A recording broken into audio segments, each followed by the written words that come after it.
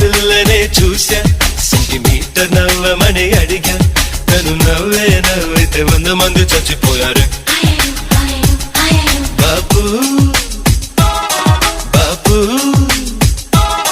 బాబు బాబు ఒక కుర్రవాడినే చూసా